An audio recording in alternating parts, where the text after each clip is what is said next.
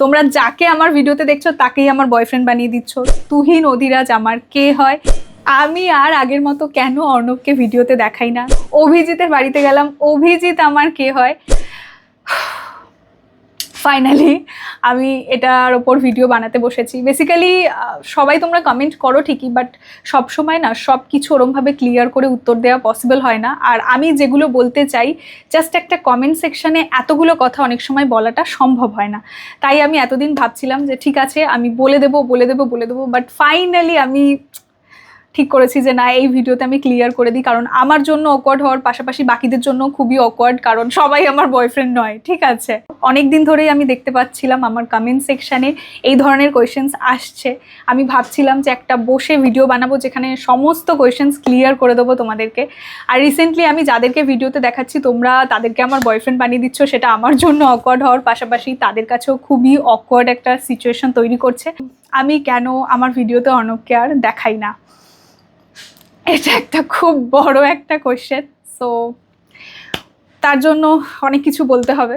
So আমি 3টে reason তোমাদের সঙ্গে শেয়ার করব যেটার জন্য আমি অর্ণবকে ভিডিওতে দেখাই না। প্রথম 2টো রিজন আমি এখন বলবো, আর একদম ভিডিও শেষে গিয়ে আমি লাস্টের রিজনটা বলবো, যেটা অ্যাকচুয়ালি মানে জেনুইন রিজন যেটার জন্য আমি ওকে দেখাই না। সো পুরো ভিডিওটা তোমরা দেখো, আশা করি ক্লিয়ার হয়ে যাবে, তোমাদের সমস্ত প্রশ্নের উত্তর তোমরা পেয়ে যাবে। প্রথম রিজনটা হলো অর্ণব ভীষণই ক্যামেরা শাই পারসন। ও ক্যামেরার ওপারেই থাকতে চায়, ও খুব একটা ক্যামেরার সামনে আসতে চায় না। ও আমাকে ভিডিও করে দেয়, আমি যে কাজটা করি এই কাজটাকেও পছন্দ করে, ভালোবাসে, রেসপেক্ট করে, বাট ও খুব একটা মানে ক্যামেরার সামনে আসতে চায় না। সবাই সমান হয় না, আমিও একটা সময় ক্যামেরার সামনে আসতে চাইতাম না বা খুব একটা ছবি তুলতাম না, পছন্দ করতাম না, বাট সময়ের সাথে সাথে মানুষের পরিবর্তন হয়, আমারও হয়েছে। এটাকে আমি ভালোবেসেছি এই কাজটাকে, এবং সেটা আমি করছি। ও ওর নিজস্ব মানে ক্যারিয়ারে খুবই সাকসেসফুল, বাট ও এই ক্যামেরা পার্সন যেহেতু নয়, খুব একটা ক্যামেরার সামনে আসতে চায় না। আর ও যেহেতু ক্যামেরা শাই, ওর জন্য আমি খুব একটা ওকে বলিও না যে কখনো ক্যামেরার সামনে আসতে। শুরুর দিকে আমি হয়তো অল্প বিস্তর শেয়ার করতাম, এবার সেটা কেন শেয়ার করতাম শুরুর দিকে আর এখন কেন করি না সেটাও আমি তোমাদেরকে শেষে বলছি। সো এটা একটা প্রথম রিজন, এটা একটা জেনুইন রিজন যে ও একদমই ক্যামেরা ফ্রেন্ডলি নয়, ও খুবই ক্যামেরা শাই। সো ওই জন্য আমি খুব একটা ভিডিও করি না। And the second reason is, যেটা খুব বেশি ইম্পর্ট্যান্ট, যারা আমাকে একদম ডে 1 থেকে দেখছো তারা জানো যে আমরা একটা লং ডিস্টেন্স রিলেশনশিপে আছি। লাস্ট 8 ইয়ার্স হয়ে গেছে এই বছর। সো আগে এরকমটা হতো, এটা বলতে গেলে না একটু ডিটেলসে বলতে হবে। আগে যখন ও ভুবনেশ্বরে থাকতো, তারপর ব্যাঙ্গালোর শিফট করলো, এখন ও জয়পুরে রয়েছে।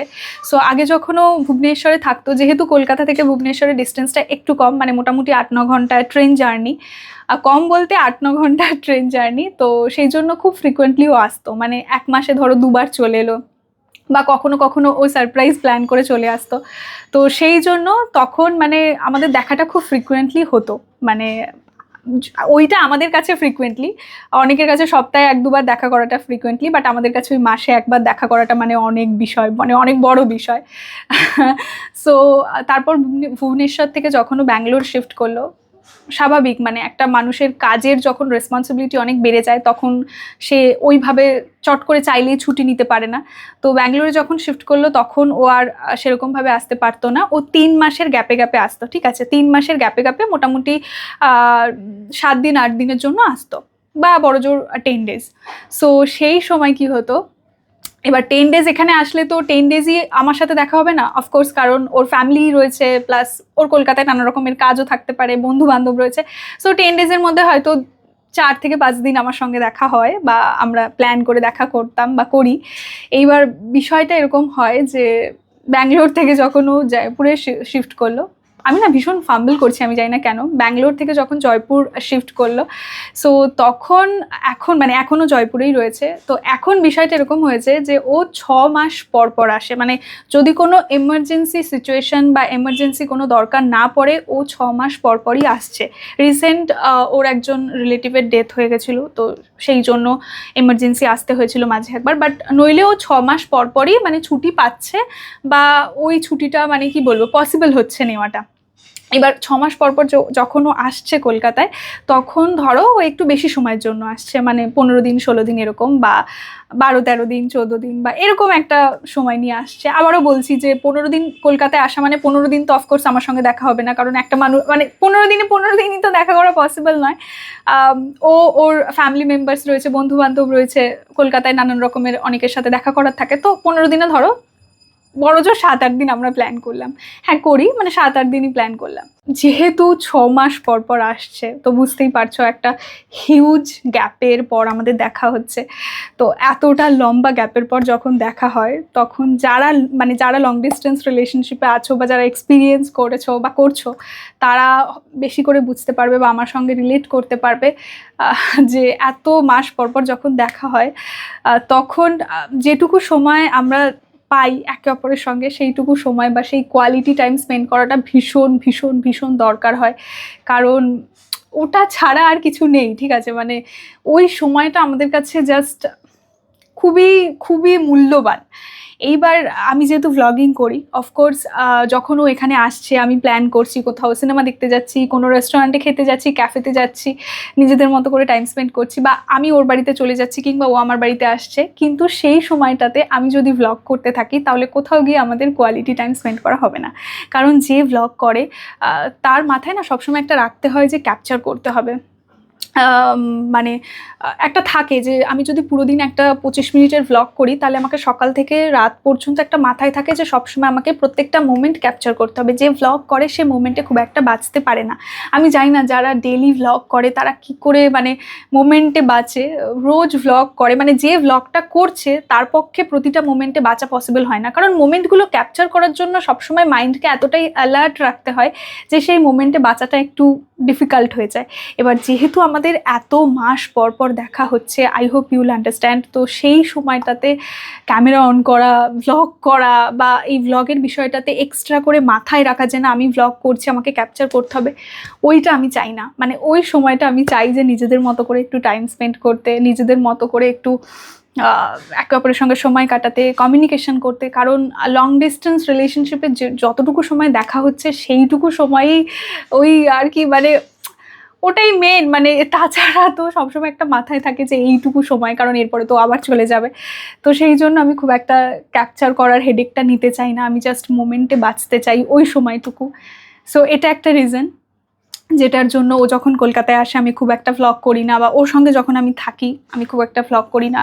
গত বছর পুজোতে আমি আমরা 2 দিন বা 3 দিন বেরিয়েছিলাম, আমি সেইগুলো সময় খুব একটা ভ্লগ করিনি, খুব একটা কি আমি ভ্লগ করিনি। তোমরা বোনদের সঙ্গে আমি ঘুরেছি, সেগুলোই দেখতে পেয়েছো। ওর সঙ্গে যে ঘুরেছি, আমরা একসাথে পুজোতে সিনেমা দেখেছি, মজা করেছি, খাওয়া দাওয়া করেছি, সেগুলো আমি খুব একটা ভ্লগ খুব একটা কি করিনি ভ্লগ, ঠিক আছে? তোমরা দেখতে পাওনি।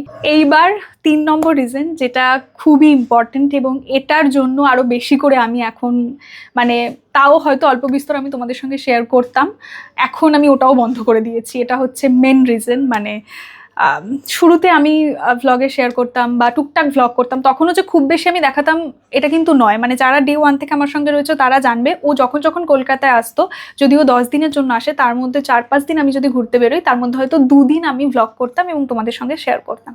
বাট এখন আমি একদমই সেটা বন্ধ করে দিয়েছি। সেটার আরও একটা রিজন হচ্ছে, দেখো আমি সোশ্যাল মিডিয়াতে রয়েছি এবং সোশ্যাল মিডিয়াতে যারা থাকে না, তাদের একটু গায়ের চামড়াটা মোটা হয়ে যেতে হয়। মানে শুরুতে তো হয় না মোটা, বাট আস্তে আস্তে মানুষের কথা শুনতে শুনতে, নেগেটিভ কমেন্টস, জাজমেন্টস, বিভিন্নভাবে মানুষের আক্রমণ করতে থাকে, মানে বিভিন্ন প্ল্যাটফর্মে, সোশ্যাল মিডিয়াতে, সেটা ইউটিউব বলো, ইনস্টাগ্রাম বলো বা ফেসবুক বলো।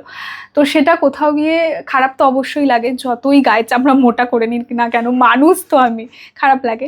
এইবার ধরো এই বিষয়টা আমি বুঝতে পারি যে একজন মানুষ একটা নেগেটিভ কমেন্ট করলে সে কি পার্সপেক্টিভ থেকে করছে, বা তার জীবনে ফ্রাস্ট্রেশন রয়েছে, তার না পাওয়া রয়েছে, দুঃখ রয়েছে, ট্রমা রয়েছে, সে সেই জায়গা থেকে করছে। বাট ও যেহেতু সোশ্যাল মিডিয়াতে মানে অ্যাক্টিভ নয়, মানে ওর ফেসবুকও নেই, ইনস্টাগ্রামও নেই, শুধু ইউটিউব। সো সেই কারণে ও এই বিষয়গুলো একদমই বোঝে না, বা ওর মধ্যে ওই বিষয়টা নেই যে এইগুলো কি করে হ্যান্ডেল করতে হয়। সো যখনই আমি কোনো ভিডিও পোস্ট করছি, সেখানে কেউ একজন একটা উল্টোপাল্টা কিছু কমেন্ট করে দিচ্ছে, সেটা কোথাও গিয়ে আমার খুব বেশি খারাপ লাগছে। কারণ অবশ্যই মানে ও আমার খুব কাছের মানুষ, সো এখন আমি ওর সম্পর্কে কেউ যদি কোনো কথা বলে আমার প্রচণ্ড খারাপ লাগবে। আমি হয়তো নিজের ব্যাপারে কিছু বলে দিলেও আমি হজম করে নেবো, কিন্তু ওর ব্যাপারে কিছু বললে আমি হজম করতে পারবো না, আমার খারাপ লাগবে এবং সেটা ওরও খুব খারাপ লাগবে, কারণ ও জানে না যে কী করে এগুলোকে হ্যান্ডেল করতে হয়। এরকম শুরুতে যখন আমি টুকটাক ভিডিও শেয়ার করতাম, এরকম মানুষের বিভিন্ন মন্তব্য আমি পেয়েছি এবং সেটাতে আমার খুব খারাপ লেগেছে এবং কোথাও গিয়ে ওরও খারাপ লাগতো। তো আমি ওই জন্য ভাবলাম যে না, কোনো দরকার নেই, আমি এই বিষয়টার সাথে কোনোভাবে কোনো কিছুতে কম্প্রোমাইজ করতে পারবো না। বিভিন্ন মানুষের জাজমেন্টস, সেগুলো কোথাও গিয়ে আমাদের ওপর প্রভাব পড়ে, সেটা খুব একটা আমার ভালো লাগে না, প্লাস ওরও ভালো লাগে না। ও জানে না কী করে এগুলোকে হ্যান্ডেল করতে হয়। সো ওই জন্য আমি আরোই শেয়ার মানে করা বন্ধ করে দিয়েছি, বা টুকটাক কোথাও গেলে এখন আমি একদমই ভ্লগ করি না। এইবার তোমরা আমাকে প্রশ্ন করতে পারো যে ফিউচারে যখন একসাথে থাকবে তখন তো মানে একই বাড়িতে থেকে যখন কেউ একজন ভ্লগ করে তখন অফকোর্স ফ্যামিলি মেম্বার্সদেরকে তো ভ্লগে দেখাই যায়, তো তখন কি করবে? অফকোর্স তখন আমি শেয়ার করব, কিন্তু এখন আপাতত থাক। বা হয়তো তোমরা যদি আমাকে প্রমিস করো যে না, তোমরা নেগেটিভ কমেন্টস বা কোনো রকম জাজমেন্টস করবে না, তাহলে হয়তো আমি টুকটাক একটু ভ্লগ করতে পারি। আমি জানি যারা তোমরা আমাকে ভালোবাসো তারা নেগেটিভ কমেন্টস করো না, আমার সব কিছুকেই পছন্দ করো, আমাকেও যেমন অ্যাকসেপ্ট করো ওকেও অ্যাকসেপ্ট করবে। বাট যারা মানে সবসময় ওই নেগেটিভ জিনিসটা খুঁজতে থাকে না, তারা সব কিছুতে নেগেটিভিটি খোঁজে, তো তাদের উদ্দেশ্যে আমার কিছু বলার নেই। হয়তো সেই মন খারাপ থেকে আমি মানে কি বলবো, ওর সাথে যখন থাকি বা আমরা যখন কোথাও ঘুরতে যাই বা সিনেমা দেখতে যাই, খেতে যাই, কোনো ক্যাফেতে যাই, আমি ব্লগ করি না, এই খারাপ লাগা থেকেই বলতে পারো। বা আমার মনে হয়েছে যে এই বিষয়টাকে সোশ্যাল মিডিয়া থেকে একটু দূরে রাখা দরকার। আর আরও একটা বিষয়, আমার চ্যানেলটা না কাপল ব্লগিং চ্যানেল নয়, আমার চ্যানেলটা মানে আমার চ্যানেল, আর সেখানে আমার ফ্যামিলি মেম্বার্সদের যেমন তোমরা দেখতে পাও, আমার মা বাবা বোন, প্লাস ওকেও তেমনি তোমরা দেখতে পাবে। মানে আলাদা করে সবসময় ও যে ভ্লগ করবে আমার হয়ে, সেটা কোনোদিনও হবে না, কারণ ও এগুলো পছন্দ করে না, ও ভীষণই ক্যামেরা শাই, যেটা শুরুতে তোমাদেরকে বললাম। মানে আমি যেহেতু ভ্লগ করি, তো আমার থ্রুতে তোমরা ওকে দেখতে পাবে হয়তো ভবিষ্যতে। চেষ্টা করব, তোমরা অনেকেই বলো যে কেন দেখাও না কেন দেখাও না, সো এইটা নিয়ে আমাদের মধ্যে কথাও হয়। তো দেখা যাক, যদি পুজোতে এইবারে বেরোই একসাথে, টুকটাক হয়তো তোমাদের সঙ্গে কিছু মুহূর্ত শেয়ার করব। টুকটাক আমরা পুজো প্যান্ডেল হপিং, খাওয়া দাওয়া, ঘোরাঘুরি, আমি টুকটাক হয়তো ভ্লগ করব তোমাদের সঙ্গে, শেয়ার করব সেগুলো।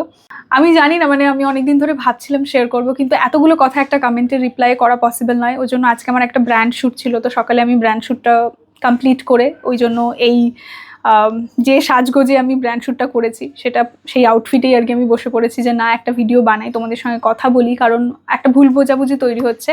আর আমি ওরকম সাসপেন্স ক্রিয়েট করতে চাই না বা কোনো ওরকম কিউরিয়াসিটি রাখতে চাই না, জাস্ট আমি অ্যাভয়েড করেছি এতদিন, কারণ এতগুলো কথা আমাকে বলতে হতো, আর পার্টিকুলার একটা কমেন্টের রিপ্লাই ওভাবে করা পসিবল হয় না। আর এই বিষয়টাকে নিয়ে আমি অত সিরিয়াসলি নিও না যে আমি ভ্লগিং করি বলে আমার রিলেশনশিপটাকে সবসময় দেখাতে হবে, এটা নাও হতে পারে, মানে এটা সবাই পছন্দ নাও করতে পারে। আমি জানি এটা এখন খুব মানে একটা ইম্পর্টেন্ট হয়ে দাঁড়িয়েছে যে যেই ভ্লগ করছে তার রিলেশনশিপ এবং প্রত্যেক দিনের খুঁটিনাটি সবাই শেয়ার করছে। আমার থেকে তোমরা এটা এক্সপেক্ট করো না, আমি করব না। আমি বড়জোর ভালো মুহূর্ত দু একটা শেয়ার করতে পারি, কিন্তু আমার পার্সোনাল বিষয়, আমার রিলেশনশিপের খুঁটিনাটি আমি তোমাদের সঙ্গে কখনো, মানে সোশ্যাল মিডিয়াতে আমি কখনো শেয়ার করব না। খুবই কমই তোমরা দেখতে পাবে। তোমরা এটা যেহেতু আমি ভ্লগ করতে পছন্দ করি, আমাকেই বেশিরভাগ সময়টা দেখতে পাবে। সো এত কিছু বলার ছিল, আমি জানি না কতটা কি বলতে পারলাম। আমি কোনো কিছু মানে প্ল্যানিং বা প্রিপারেশন, মানে একটা হয় না পরের দিন যখন কোনো একটা সিট অ্যান্ড টক এরকম ভিডিও বানাবো, একটু ভেবে রাখা যে কি বলবো না বলবো, আজকে আমি কিছু ভেবে রাখিনি। জাস্ট আমার মনে হলো যে আমি যে কথাগুলো বলতে চাই সেগুলো তোমাদেরকে ক্যামেরা অন করে বলে দেবো। আমি হয়তো অনেক বেশি ফাম্বল করেছি, আমি ঠিক করে হয়তো গুছিয়ে বলতেও পারিনি, বুঝে নিও তোমরা। অনেকে কিউরিয়াস হয়ে জিজ্ঞেস করো যে দিদি কেন অর্ণবদাকে দেখাও না, আবার অনেকে খুব নেগেটিভ একটা নিয়ে জিজ্ঞেস করো, সেটা আমার খুব খারাপ লাগে। আমি যতক্ষণ না কোনো কথা বলছি, তোমরা নিজেদের মতো করে অ্যাজাম্পশন কেন করে নাও আমি বুঝতে পারি না। আমি তো কোনো কথা বলিনি, তোমরা নিজেদের মতো করে নিজেদের মাথায় একটা গল্প বানিয়ে সেটাকে কমেন্ট সেকশনে লিখতে থাকো, আর সেটাকেও সবাই মানে লাইক করে করে হ্যাঁ হ্যাঁ এটাই হবে মনে হয়, হ্যাঁ হ্যাঁ ওটা হবে মনে হয়। কেন, আমি কি কিছু বলেছি তোমাদেরকে? মানে তোমরা নিজেদের মতো করে গল্প কেন বানাও, মানে এটা করবে না। এই হলো বিষয়। তো চলো আজকের ভিডিওটা এখানেই শেষ করছি। দেখা হচ্ছে তোমাদের সঙ্গে পরবর্তী কোনো একটা ব্লগে। ততক্ষণ সবাই খুব ভালো থেকো, সুস্থ থেকো, সবাইকে ভালো রেখো। আর আমাকেও যেমন ভালোবাসা দিয়েছো, আমি তোমাদের থেকে এটা এক্সপেক্ট করবো যে তোমরা ওকেও ঠিক তেমনভাবেই ভালোবাসা দেবে। চলো বাই, লাভ ইউ অল।